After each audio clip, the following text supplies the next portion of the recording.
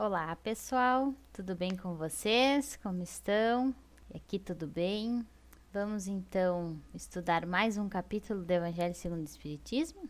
Já estão num lugar confortável, tranquilo, da onde estiverem, para que a gente possa se concentrar nesse momento. E vamos respirando bem fundo, nos concentrando, elevando o nosso pensamento a Deus e começando a nossa oração, te agradecendo, Senhor, imensamente por tudo que o Senhor nos proporciona, principalmente pela nossa saúde, pela nossa proteção. Agradecemos por essa oportunidade de relembrarmos e nos esclarecermos em relação aos ensinos de Jesus e te pedimos nesse momento que os guardiões, que os nossos mentores possam nos intuir, possam trabalhar as nossas energias enquanto estamos dedicando esse tempo a escutar essa exposição. Agradecemos a equipe Elos de Luz, espiritual, de mentores, de assistentes, de benfeitores que nos auxiliam constantemente nesses trabalhos e pedimos autorização para essa equipe, para ti, Pai, e para o nosso irmão Jesus Cristo, para darmos por aberta a exposição de hoje. Que assim seja. Então, antes da gente começar, né, o nosso recadinho de praxe, que é se vocês gostarem de algum vídeo daqui do nosso canal do YouTube, curtam, compartilhem esse vídeo com outras pessoas, semeiem esse bem através da internet. E se gostarem desse tipo de conteúdo, vocês podem também seguir a nossa página lá no Facebook, o link está na descrição do vídeo, para que vocês possam então receber, além dos vídeos que a gente posta no YouTube, outras dicas, outras frases e vários conteúdos espíritas que a gente coloca lá na página, que é bem legal.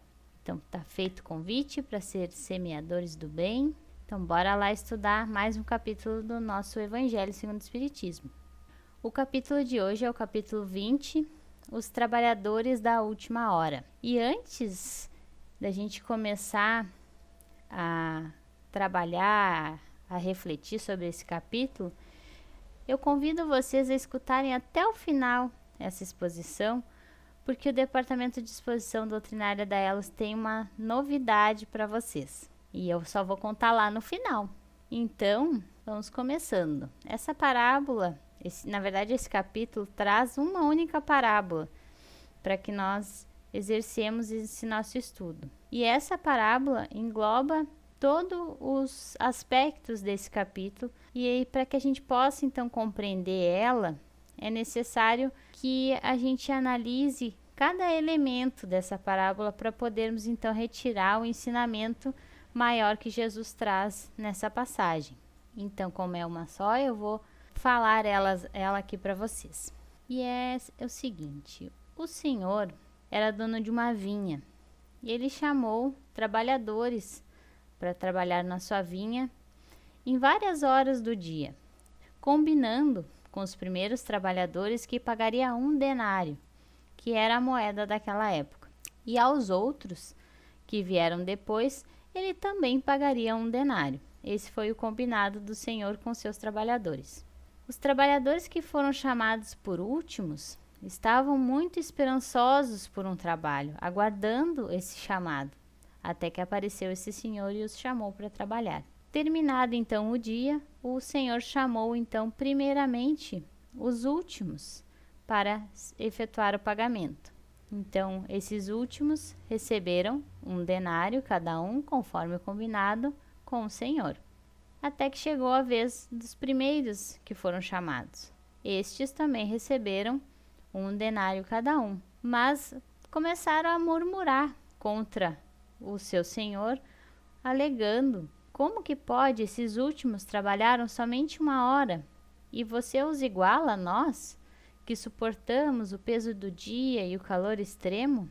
E aí o Senhor responde para eles da seguinte maneira: meu amigo, não te faço injustiça. Não combinaste comigo 1 denário? Toma o que é teu e vai-te embora, pois eu quero dar a estes últimos tanto como eu dei para ti. Não me é lícito fazer o que me apraz do que é meu? Acaso o teu olho é mau porque eu sou bom? e assim então os últimos serão os primeiros e os primeiros serão os últimos. Então essa história, novamente a gente tem que entender a profundidade dela, porque senão a gente acaba tomando parte sem compreender o todo.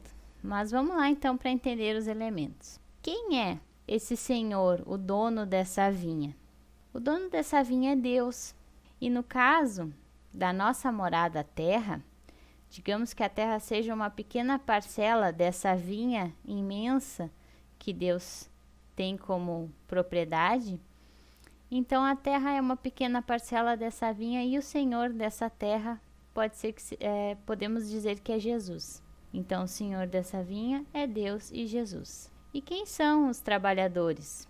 Os trabalhadores da primeira hora, os que foram chamados bem cedo, é a representação de Moisés e os profetas. Foi a primeira revelação divina e os 10 mandamentos é o que mais representa esse primeiro chamamento moral de Deus.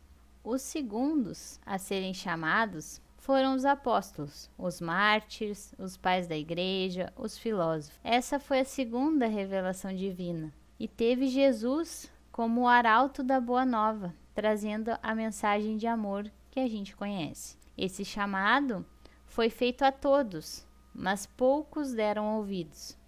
E os últimos trabalhadores são todos os que estão reencarnados, ou seja, nós, mas especialmente os espíritas, que receberam mais conhecimento, porque o Consolador prometido nos trouxe as bases para que a gente melhor compreendesse a nossa realidade e o nosso convívio com o próximo, sem deixar de lado os ensinamentos trazidos por Jesus e por Moisés, cada um à sua época. Então a gente pode dizer que os últimos trabalhadores, além de ser Allan Kardec e o Consolador prometido, que é o nosso Espiritismo, também somos nós, os trabalhadores. Todos nós viemos porque fomos chamados, uns mais cedo, outros mais tarde, mas estamos todos aqui, encarnados nessa vinha. Mas quanto tempo será que Deus nos chama para a sua vinha e nós recusamos a tarefa?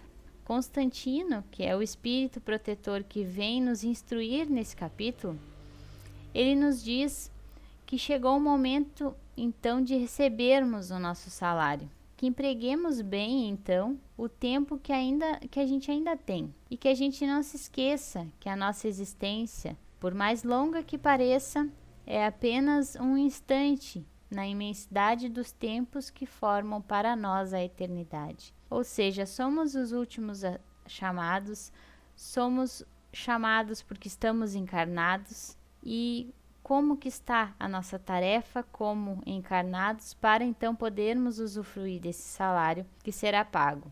Ficam os primeiros questionamentos. Então, como somos os últimos a chegar na vinha, o convite é que a gente aproveite todo o trabalho intelectual já deixado por quem veio antes de nós, os segundos e os primeiros trabalhadores, porque nós herdamos o resultado do trabalho desses trabalhadores anteriores e porque a humanidade deve trabalhar coletivamente. Deus abençoa a solidariedade e é a solidariedade que liga todos os seres presentes ao passado e ao futuro. Ou seja, não adianta a gente deixar o nosso passado em branco, assim como se a gente não quisesse saber dele, não absorver, não compreender todos esses ensinamentos que vieram em suas épocas e conforme as suas épocas. Não adianta a gente deixar tudo isso de lado e seguir uma coisa nova sem ter uma base. Por isso que Deus abençoa a solidariedade, porque a gente não vai progredir sozinho.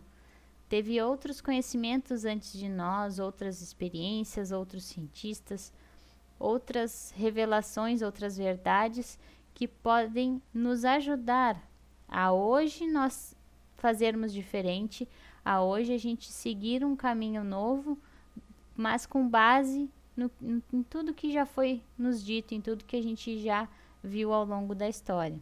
E a reencarnação, ela eterniza essa filiação espiritual que a gente possui com quem já passou pela Terra antes de nós. Os que ajudaram lá no início reencarnaram e continuam o seu trabalho interrompido. O trabalho nunca cessa nessa vinha. Ele é sempre retomado a cada encarnação. A cada vez que a gente entra novamente na vinha, estamos mais amadurecidos, com mais experiência, para avançarmos então nesse trabalho. Então, tudo que a gente for dedicar a conhecer, a desenvolver em nós, tanto moralmente quanto de conhecimento intelectual, tudo isso vai ser bagagem para nós. E até onde a gente conseguir aprender e desenvolver em nós, quando a gente desencarnar, vai ficar estagnado, vai ser interrompido esse trabalho nessa vinha, mas quando nós voltarmos, nós vamos continuar desse ponto em diante no nosso progresso. Então, a vinha nunca para de receber trabalhadores e nós nunca paramos de trabalhar nas nossas vidas e nessa vinha também de Jesus. E o que é essa vinha? Jesus nos fala em Mateus que o campo é o mundo. E no livro Pão Nosso, de Emmanuel, psicografado pelo Chico Xavier, ele nos diz que a terra é a vinha de Jesus. Então, a gente pode rever lá, lembrar de tudo que a gente viu no livro e na série Elos do A Caminhos da Luz, onde a gente viu que essa vinha, a terra, foi construída com muito amor de Jesus e dos seus auxiliares espirituais, e que houve muitas transformações tanto da própria vinha quanto dos trabalhadores que nela trabalham.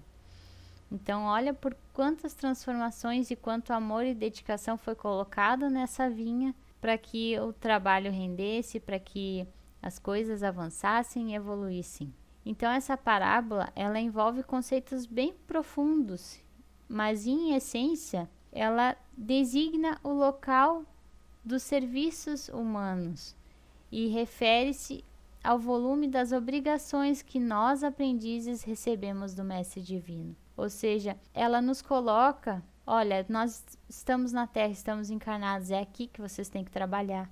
E trabalhar o quê? Tudo que a gente aprendeu com o Mestre. E como todos nós somos filhos de Deus e encarnados e trazemos conosco essa tarefa de contribuir para o progresso da Terra e para uma elevação do padrão de vida na Terra. Não é só progredir a Terra cientificamente ou tecnologicamente, é progredir o padrão de vida de todos nós seres humanos. E esse padrão de vida está extremamente ligado à nossa elevação moral, porque quanto mais bons nós somos, mais paz, mais amor nós temos na Terra. Então é que a gente lembre sempre que estamos na vinha do Cristo.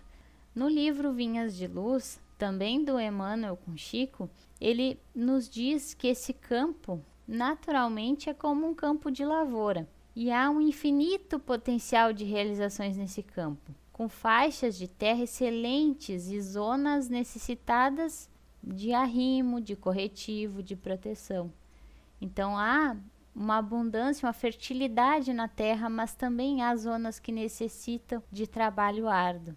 A vinha imensa do Cristo exige trabalhadores devotados, que não demonstrem inclinações pessoais por zonas de serviço ou gênero na tarefa. Ou seja, a terra tem lugares excelentes que é fácil de trabalhar, que a planta vai crescer forte, vai crescer viva e bonita, e há lugares onde o trabalho é mais árduo, onde é mais difícil que a terra fique boa, onde exige mais da nossa dedicação, que a gente vai falar mais adiante, mas que nem por isso deixa de ser parte da vinha. Então que a gente aprenda que junto com galhos retos, né, pessoas que moralmente são boas, vai existir também aqueles galhos tortinhos que não estão muito adequados na sua moral, mas que podem, se bem trabalhados, voltarem para o caminho do bem. E aí, nessa parte do livro que fala da questão de não demonstrar inclinações pessoais e nem escolher qual tarefa vai fazer, isso me lembrou lá no livro e no filme também do Nosso Lar, do André Luiz, que há uma irmã num determinado momento da história que escolhe o trabalho que ela deseja fazer na colônia Nosso Lar. Só que nenhum dos trabalhos que são oferecidos para ela se encaixam ao gosto dela. E aí ela nunca está satisfeita com o trabalho que ela pode realizar na colônia Nosso Lar. E aí ela diz que esse ela não gostou, que aquele é muito sacrificante, que aquele não traz nada de bom para ela, e assim ela fica lá com o ministro, né? Só que aí no final o ministro dá uma lição de moral nela e ela pega sua malinha, né? Bota embaixo do braço e vai trabalhar, que é o que ela tem que fazer.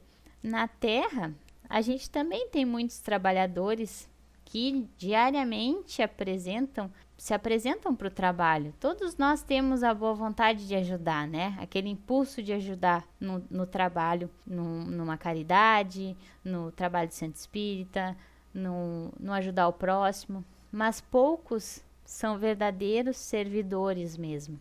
E o que o Emmanuel quer dizer com isso nesse livro Vinhas de Luz? Porque ele aborda essa parte também dos trabalhadores da última hora. A maioria dos tarefeiros, então dos trabalhadores, se candidatam para a obra do bem, para a obra de Jesus, mas não seguem além do cultivo de certas flores. E diante da magnitude, talvez, de uma tarefa que surge diante desse trabalhador, muitas vezes se espantam, né? E aí se recolhem, né? Se recuam diante da tarefa e aí acabam vacilando. Lembram da fé vacilante que a gente falou na semana passada? Então acabam recuando, fugindo das obrigações, né? Dessas regiões aí mais densas de se trabalhar. Em algumas ocasiões, esses trabalhadores são hábeis horticultores ou jardineiros, mas, no entanto, quase sempre repousam nesses títulos e amedrontam-se perante os terrenos agressivos e multiformes. Ou seja, quando a gente faz aquilo que a gente está, digamos, acostumado a fazer, ou que a gente está, assim, digamos que a gente é dono do campinho, que a gente sabe como funciona toda essa tarefa que nos foi dada, para nós está tudo bem, a gente está ajudando. Mas quando essa tarefa nos exige mais, nos exige mexer em nós, algo lá que estava parado, que estava lá no cantinho escuro do nosso coração, ou alguma coisa que vai mexer com a nossa rotina, que vai transformar os nossos hábitos, a gente já recua, a gente já não aceita essa tarefa. E é aí que a gente acaba falhando. Então, ser trabalhador de Jesus é aceitar todos os desafios, é aceitar todas as tarefas, todos os trabalhos que ele nos proporciona ao longo da vida. Então, Emmanuel está nos dizendo, nessa alusão que ele faz, quem trabalha com a terra, ele está nos dizendo que a gente aceite trabalhar na vinha, ou seja, reencarnar. Isso a gente aceitou porque a gente está aqui. Mas então que a gente se esforce, tanto nas tarefas fáceis quanto nas difíceis, nas desafiadoras e nas tranquilas. E todo o trabalho, todo o terreno que a gente ará com essa boa vontade de trabalhar, nos dará um aprendizado moral, nos trará um melhoramento pessoal. E nesse livro, Vinhas de Luz, e no capítulo também que a gente está estudando, que é esse capítulo 20, Jesus e Emmanuel nos convidam a refletirmos sobre essa verdade e enriquecer as nossas qualidades de colaboração, nos aperfeiçoando, intensificando sempre as nossas obras no bem. Quanto mais qualidade a gente colocar nas nossas tarefas, mais frutos ela vai gerar. Melhor vai ser o bem que a gente vai fazer. E o salário? Esse pagamento, como é que é esse pagamento para nós, né, segundo essa parábola? O convite para trabalhar na vinha é o trabalho de evolução espiritual, de educação moral de todos nós, né? Isso espero que eu tenha deixado bem claro. Então, trabalhar na vinha é trabalhar a evolução espiritual e moral de todos nós. E o pagamento desse salário, né, após o trabalho, segundo a economia divina, compreende no abastecimento de todas as nossas necessidades materiais efetivas para a nossa vida orgânica, excluindo o supérfluo que prejudicaria o pagamento dos outros operários. Se trabalha e se recebe o necessário, nem mais nem menos, porque o Senhor da vinha é justo com todos que trabalham, como a gente viu lá no começo da parábola. E o que demonstrou os primeiros trabalhadores diante da indignação, do pagamento lá do Senhor, já que o Senhor deu um denário para eles, mas deu um denário para quem trabalhou menos? É a indiferença com semelhantes e o próprio interesse pessoal e o egoísmo. Então, por isso que eu disse que a gente cuide o nosso julgamento quando a gente lê na primeira vez essa parábola. Porque, na verdade, todos receberam a mesma quantia de pagamento porque todos trabalharam. Não importa se um trabalhou pouco ou se outro trabalhou muito. O que importa é trabalhar, é ajudar nessa vinha. E aí que tá. Quem chegou mais cedo já tem mais chão ali trabalhado, mas quem chegou por último tem ainda muito a trabalhar.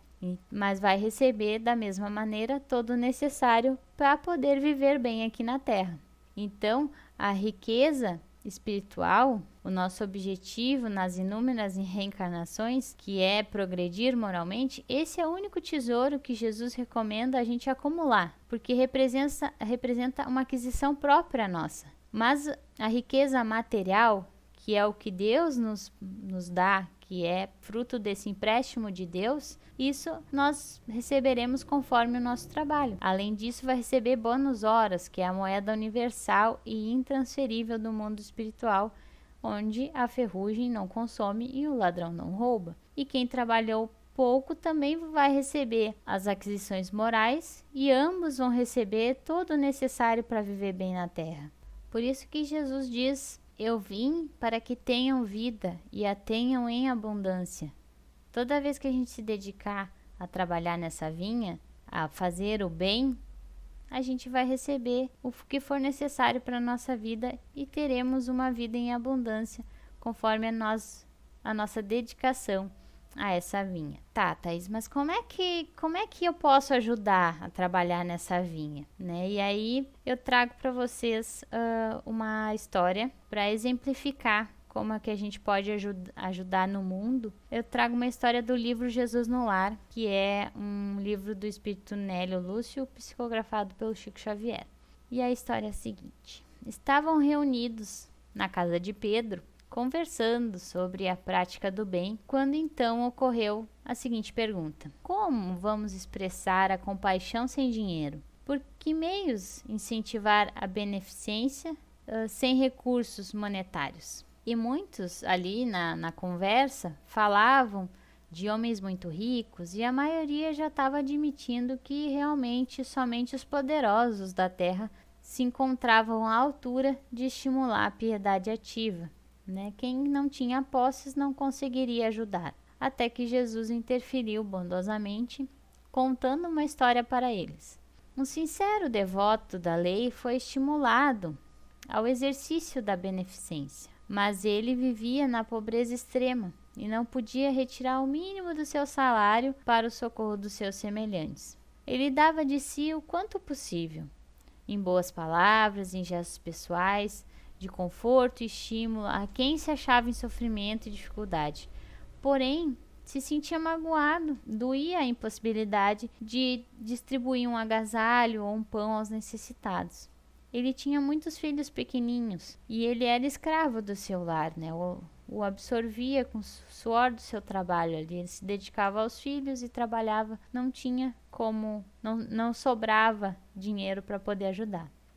Ele reconheceu então que, se era vedado do esforço da caridade pública, ele podia perfeitamente guerrear contra o mal em todas as circunstâncias que a sua vida disponibilizasse na terra. O que ele fez então? Ele passou a extinguir com incessante atenção todos os pensamentos inferiores que surgiam. Quando ele estava em contato com pessoas que gostavam de falar mal dos outros, ele se retirava cortês e quando ele era diretamente perguntado sobre aquela pessoa que estava sendo vítima, ele respondia recordando essa ou aquela pequena virtude dessa pessoa. Quando alguém incentivava a cólera, ele considerava uma enfermidade digna de tratamento e se recolhia na sua quietude. Quando alguém insultava a ele, além dele não reagir, ele prosseguia tratando o ofensor com fraternidade habitual. A calúnia não encontrava acesso em sua alma e toda denúncia torpe se perdia inútil em seu grande silêncio. Reparando então as ameaças sobre a tranquilidade de alguém, Ele tentava desfazer as nuvens da incompreensão sem alarde, antes que assumissem uma feição tempestuosa. E se alguém sofria algum julgamento condenatório, ele mobilizava espontâneo todas as possibilidades ao seu alcance para a defesa delicada e imperceptível.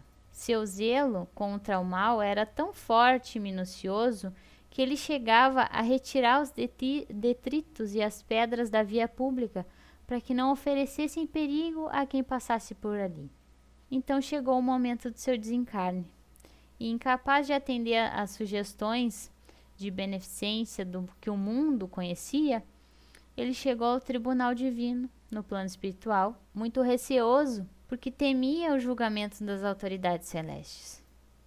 Mas o servidor humilde foi surpreendido ao ser elevado com uma brilhante coroa de luz.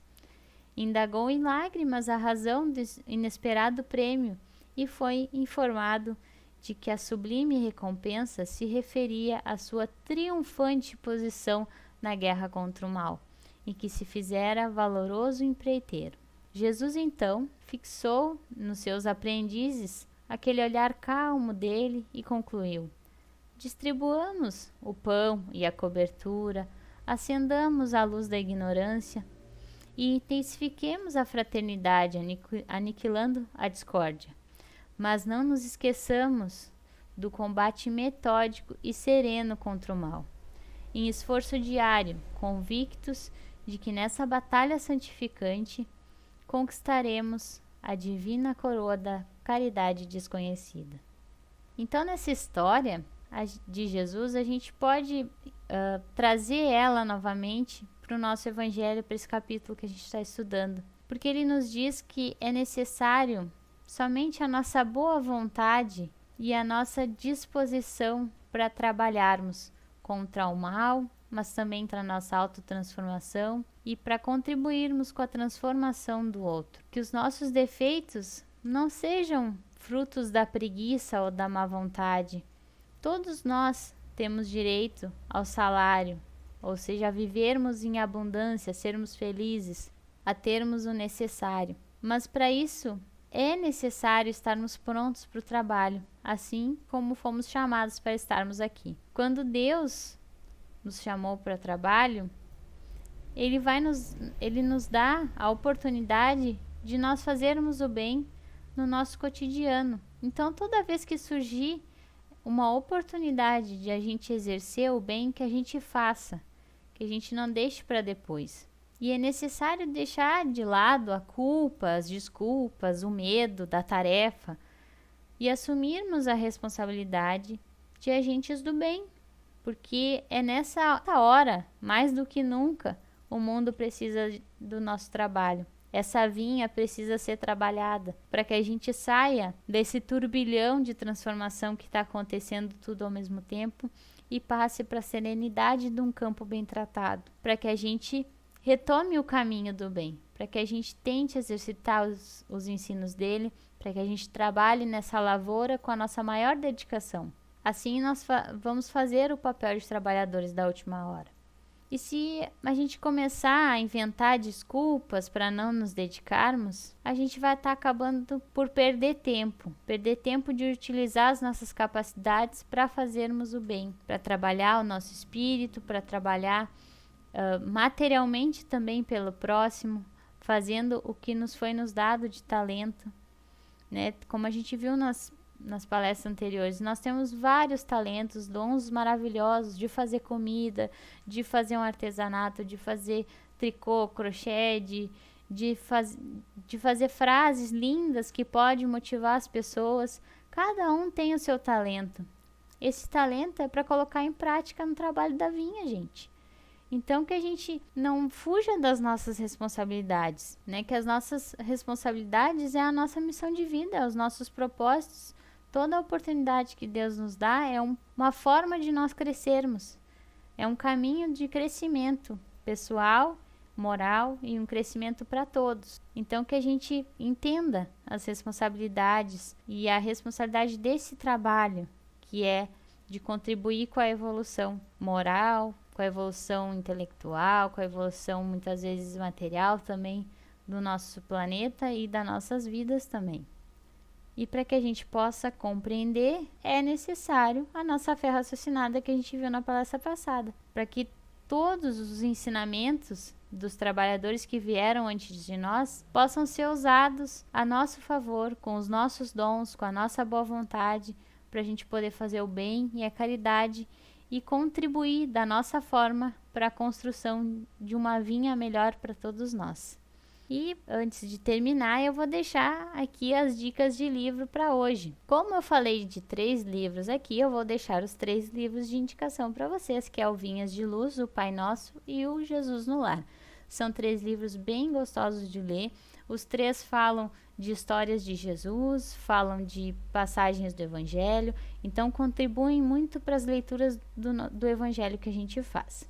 E chegou o momento da novidade, que eu falei para vocês lá no início da exposição.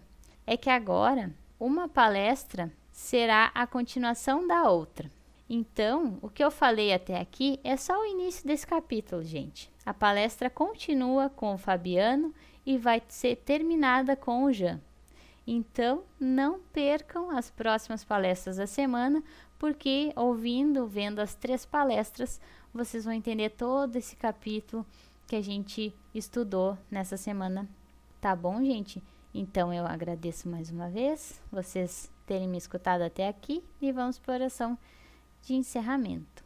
Te agradecendo imensamente por tudo que aqui foi trabalhado, pelas energias que foram trabalhadas em nós e nos nossos lares. Agradecemos toda a proteção e todo o auxílio da espiritualidade superior para este momento. E que possamos estarmos muito melhores e termos uma ótima semana, tentando a cada oportunidade demonstrarmos o nosso trabalho, a nossa dedicação a essa vinha maravilhosa chamada Terra. Agradecemos os mentores e as equipes espirituais por todo o trabalho realizado e te pedimos autorização, meu Deus, para darmos por encerrada a exposição de hoje.